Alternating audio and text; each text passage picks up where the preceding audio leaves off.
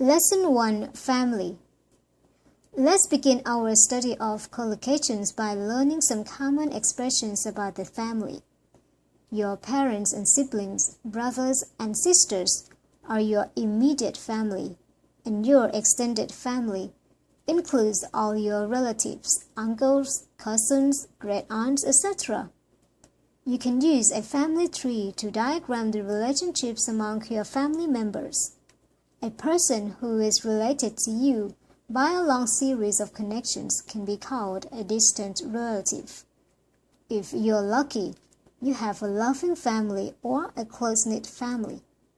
These expressions refer to a family that has good relationships, where everyone loves each other and helps each other. If you were raised in the loving family, then you probably had a carefree childhood. That means you had nothing to worry about when you were young.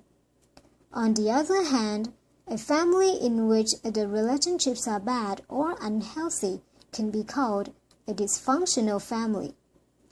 If the children experience abuse, poverty, or problems with the law, we can say they had a troubled childhood. Perhaps the parents went through a bitter divorce. That means a separation in which there were bad, angry feelings between the husband and wife. It's also possible to have a messy divorce with a prolonged legal battle involving lots of conflicts about the separation of the former couple's assets, money and possessions. The decisions about the separation of assets are made in the divorce settlement. A family in which there are divorces or separations is sometimes called a broken home.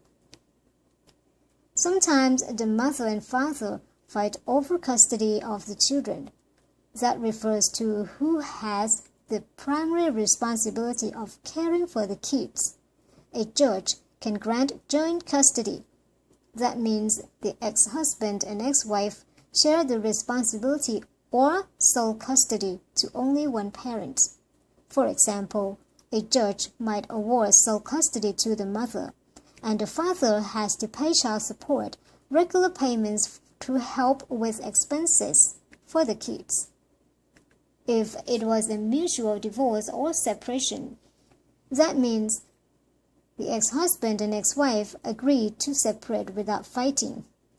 Then they will probably stay on good terms with each other, meaning to have a polite relationship without conflicts.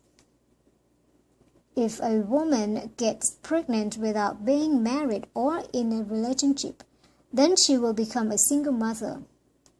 Some women in this situation choose to have an abortion, and others prefer to give the baby up for adoption. The time when the baby is planned to arrive is called the due date. You can also say the baby is due in mid-October, for example.